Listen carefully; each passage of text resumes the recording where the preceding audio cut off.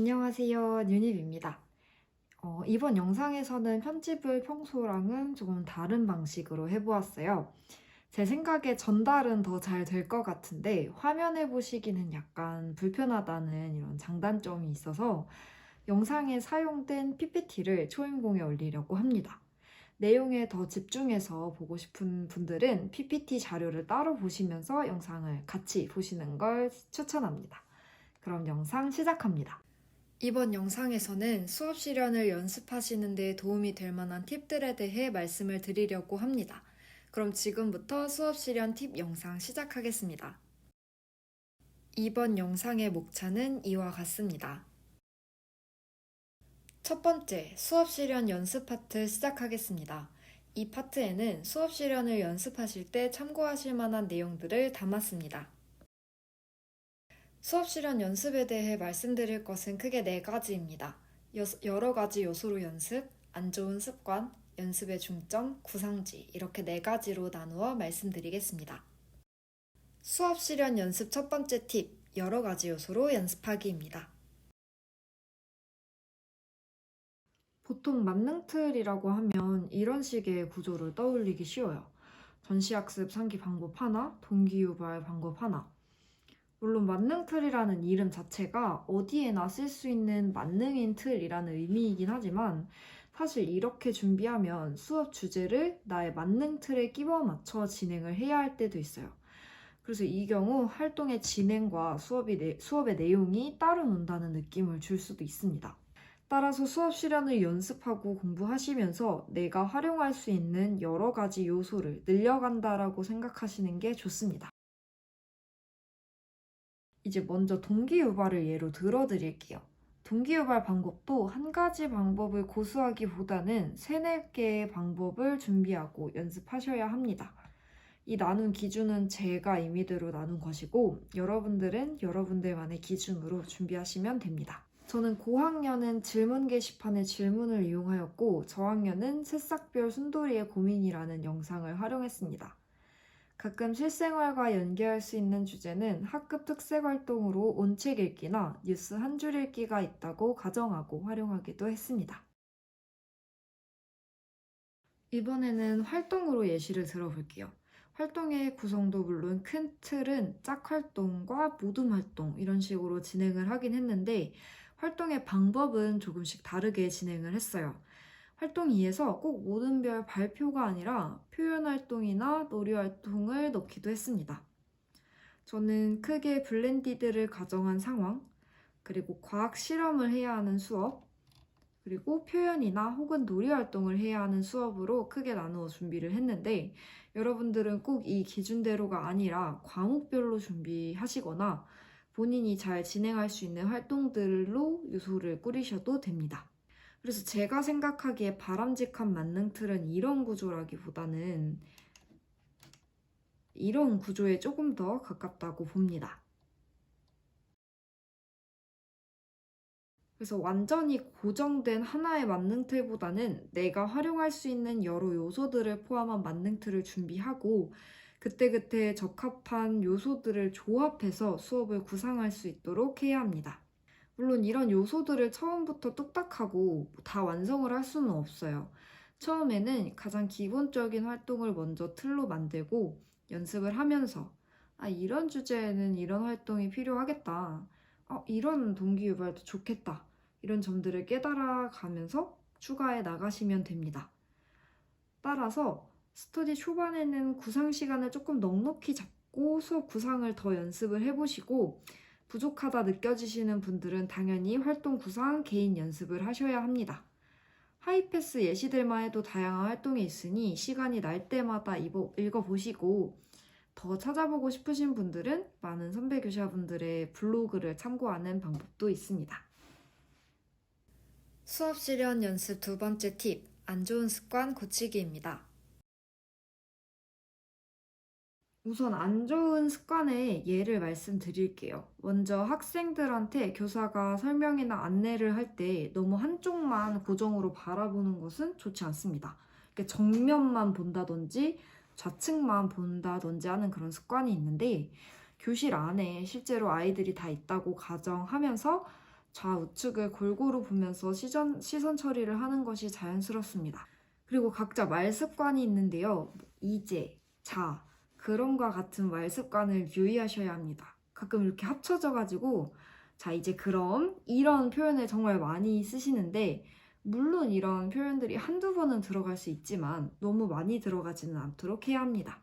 마지막으로 이제 저도 지금 하는 이 설명을 하면서 하는 손동작이 있는데 이게 과하거나 산만한 경우가 있어요.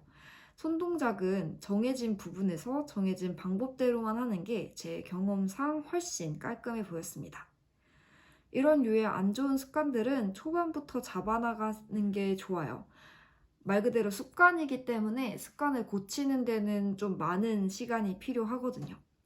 특히 실수했을 때 자연스럽게 이어나가는 것도 하나의 습관이기 때문에 꼭 함께 연습하셨으면 좋겠습니다. 수업 실현 연습 세 번째 팁, 중점 두고 연습할 부분입니다.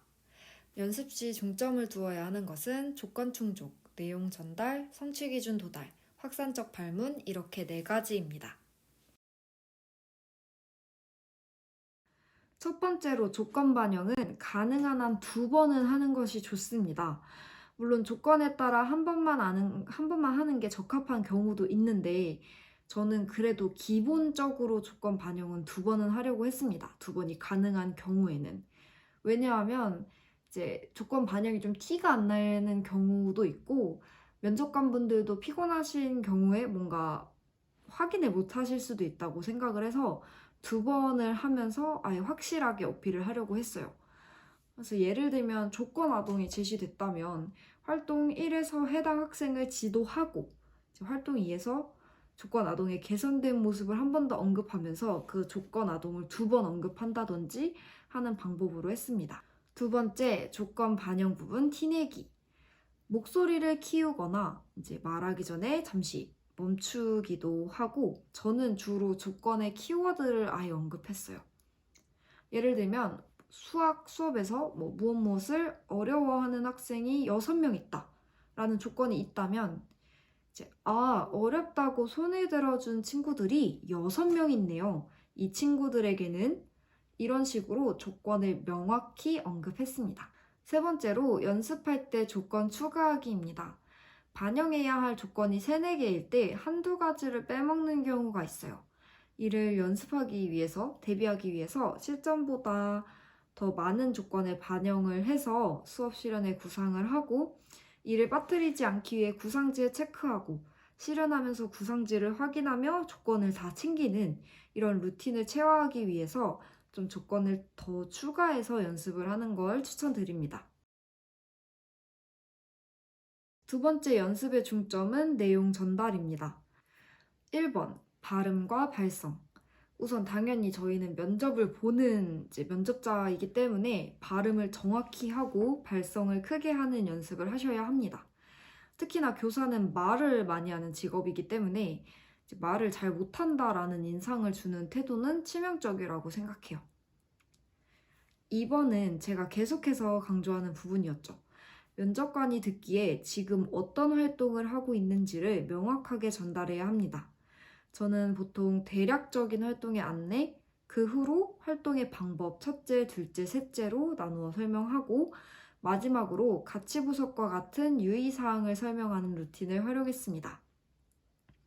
첫째, 둘째를 활용해서 설명을 하실 때는 이 첫째 뒤에 오는 말들이 되도록 한 문장이 되도록 그리고 되도록 2문장을 넘어가지 않도록 해야 합니다. 3번, 단계별 구분 명확히 하기. 수업 실현은 보는 사람으로 하여금 지금 하고 있는 게 동기유발인지, 학습 문제 소개인지, 활동 1인지를 명확히 구분되도록 해야 수업의 흐름이 잘 보입니다. 저는 이를 위해서 활동 1 시작하겠습니다. 정리활동 해봅시다. 와 같이 차례를 안내하는 말을 넣었습니다. 그리고 활동 1과 활동 2의 구분을 확실히 하기 위해서 활동 1 시작하겠습니다. 하고 박수를 쳤습니다. 세 번째, 성취 기준 도달입니다. 학습 조건에 늘 성취 기준이 있고 여러분들은 이를 바탕으로 배움 문제를 구성하죠. 활동의 구성은 이 배움 문제를 해결할 수 있는 방향으로 진행되어야 합니다. 설명할 수 있다를 넣어서 배우 문제를 만들었으면 당연히 설명하는 활동을 넣어야 하는데 이를 생각보다 빠뜨리는 경우가 있습니다. 가끔 굉장히 기발하고 이거 좋은데 하는 그런 수업 아이디어가 있을 때 이를 좀 무리하게 적용하기 위해 배운 문제가 등한시되는 경우가 있어요. 그런데 아무리 기발하고 재미있는 활동이라 할지라도 배운 문제, 성취 기준과 동떨어진 활동은 좋은 점수를 받기 힘들다고 봅니다. 네 번째, 확산적 발문입니다. 확산적 발문은 조건에서 언급하지 않더라도 꼭 넣어서 연습하셔야 합니다.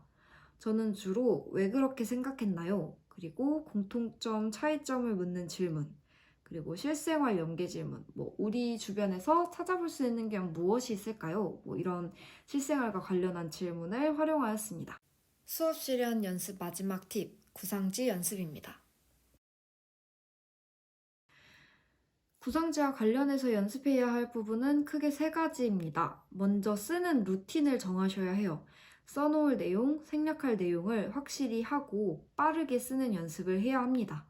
연습 초반에는 만능 틀을 많이 못 외워서 많은 내용을 구상지에 쓸 수밖에 없으니 이제 만능 틀이 좀 어느 정도 숙지가 된 후에 구상지 쓰는 루틴을 정하시면 좋습니다.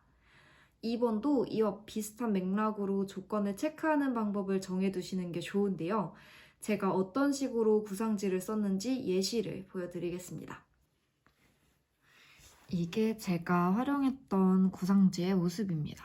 이렇게 접어서 들어서 활용을 했고 저는 이렇게 2칸만 쓰려고 했어요. 이렇게 3칸까지 활용하시는 분들도 있는데 저는 그렇게 되면 종이를 너무 접을 때 팔락거리는 소리가 거슬려서 최대한 2칸만 활용하려고 했습니다. 학습 목표는 혹시나 잊을 경우를 대비해서 전부 다 썼어요. 그리고 나머지 내용들은 거의 키워드로만 구성을 했습니다.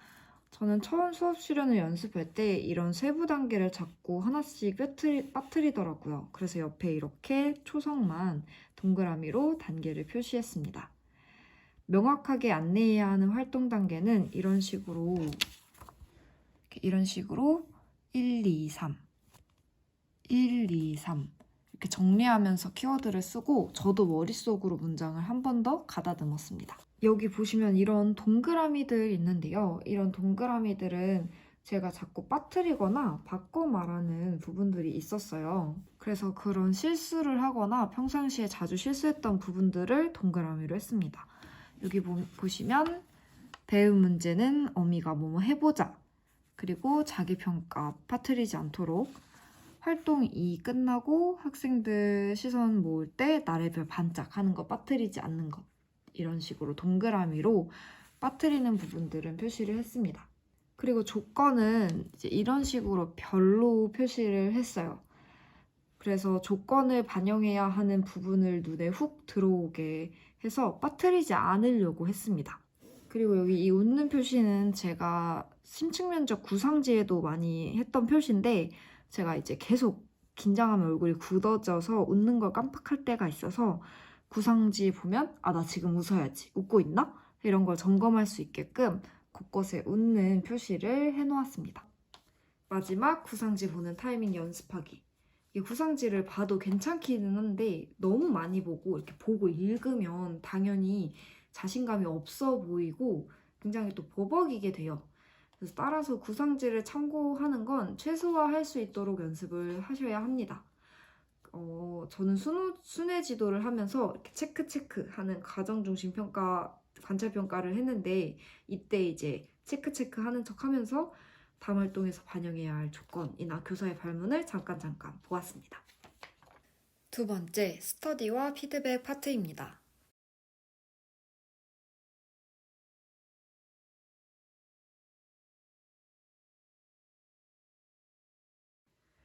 1번은 다들 알고 계신 방법이죠. 근데 스터디 초반에는 부끄럽고 어설픈 것 같아서 안 찍으실 수도 있는데 그러지 마시고 처음부터 찍으면서 자신의 모습을 보는 게 좋습니다.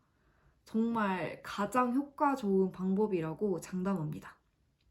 2번, 긍정적 피드백 같이 하기는 스터디에서 피드백을 주고받을 때에 관한 팁입니다. 아무래도 스터디를 하다 보면 개선해야 할 점이나 부족했던 점에 대해 피드백을 해야 하죠. 당연히 그런 부분을 피드백해야 실력도 늘고. 하지만 이제 힘든 시기에 이런 부분들만 주고받고 하다 보면 또 함께 예민해질 수도 있는 것 같아요. 그래서 이제 제 생각에는 서로가 채찍질을 해야 하는 관계가 당연히 맞지만 함께 당근을 주는 사이가 되는 것도 좋은 것 같아요. 그래서 스터디 피드백 서론으로 잘한 점, 개선점 등을 언급하고 피드백을 하면 서로 좀 더 으쌰으쌰하는 분위기를 만들 수도 있습니다. 이게 꼭 타인을 위한 방법만은 아닌 게 다른 사람의 장점을 보다 보면 내가 부족한 점이나 배울 점들을 발견할 수 있기 때문에 본인에게도 또 좋은 방법입니다. 3번 경청 수긍하기. 종종 피드백을 해준 스터디원과 토론을 하게 되는 경우가 있어요. 가령 이 활동은 배움 문제에 어울리지 않는 것 같아 라는 피드백을 받았을 때 나는 이런 맥락에서 이렇게 한 거야 라고 설득을 하려고 한다든지 이 조건은 충족이 된 건지 잘 모르겠더라. 더 확실히 해야 할 것 같아 라고 피드백을 받았는데 근데 나 여기랑 여기서도 이렇게 했는데? 라고 설명을 할 수도 있어요. 그런데 한두 번은 괜찮지만 지속적으로 비슷한 피드백을 받고 있다면 꼭 경청과 수긍의 자세를 가지고 피드백을 수용하시길 바랍니다. 물론 당연히 본인이 억울할 수도 있고 실제로 그 친구가 못 받거나 의견이 좀 이렇게 틀렸거나 하는 경우가 있을 수 있죠. 근데 그러한 경우를 제외하면 어지간해서는 의견을 수용하는 게 맞습니다. 시험장에서는 변명과 설득을 할 기회가 없다는 걸 꼭 명심하세요. 그 친구와 비슷한 관점의 면접관이 여러분의 시험장에 없으리라는 보장이 없고 그 면접관이 보기에 아니라면 반성적 성찰에서 보완을 하지 않는 이상 더 이상의 기회는 없습니다. 따라서 누가 보기에도 타당한 활동 그리고 조건에 충분한 어필을 연습하셔야 합니다. 4번, 피드백에서 초점 맞추는 부분. 사실 피드백은 여러 방면으로 할 수 있고 또 해야 하죠. 예를 들면 태도나 시간 관리도 당연히 피드백을 받아야 합니다. 그런데 사실 이건 동영상 촬영을 하고 본인이 스스로에게 피드백을 해도 효과를 볼 수 있기도 하거든요. 제가 생각하기에 스터디원의 의견을 꼭 들어야 하는 피드백이 필수적인 부분은 이 4가지입니다. 실현자의 방법으로 조건이 충족되는지, 조건 충족 어필이 잘 되었는지, 활동이 성취 기준 달성을 돕는 활동인지, 활동 내용이 명확하게 전달이 되었는지. 이 4가지를 충족하는 게 뼈대라고 생각하시고 그 후에 살을 붙여 나가는 방향으로 스터디를 진행하시면 좋겠습니다. 5번, 아쉬운 점 함께 고민하기. 가끔 활동 구성이나 조건이 어려운 경우가 있는데 이러면 구상을 하고 실현을 한 후에도 후회가 많이 남습니다. 그래서 저는 친구와 함께 근데 이 주제는 활동을 어떻게 하는 게 더 좋았을까? 이 조건은 어떻게 충족하는 게 더 효과적일까에 대해 이야기를 나눴어요. 친구와 함께 아이디어를 조금 더 떠올리고 보완하는 시간을 가지다 보면 정말 좋은 방법이 떠오르기도 하거든요. 그래서 활동 후에 친구와 함께 꼭 이야기해보는 시간을 가지는 것을 추천합니다. 이제 마지막 개선해야 할 점 확인받기. 이건 좀 소소한 팁인데요. 이제 본인이 집에 가서 자신의 동영상을 보고 이 부분은 고쳐야겠다라고 한 2-3가지 정도를 꼽은 다음에 이제 다음날 스터디에 가서 내 스터디 차례가 됐을 때 그 피드백을 해주는 스터디원에게 나 이 부분이랑 이 부분도 좀 챙겨서 봐줘 라고 말을 합니다. 제가 집중적으로 고쳐야 하는 부분을 스터디원들도 좀 챙겨서 제가 그 부분에 대해서 피드백을 받을 수 있게 하는 거죠. 저는 후반으로 갈수록 얼굴이 굳는다거나 이제 저만이 가진 안 좋은 습관을 고칠 때 이런 부분들을 스터디원에게 말을 해서 봐달라고 부탁을 했습니다. 마지막 시험장 소소 팁입니다. 정말 소소한 팁들로만 이루어져 있으니 빠르게 보고 넘기셔도 무방합니다.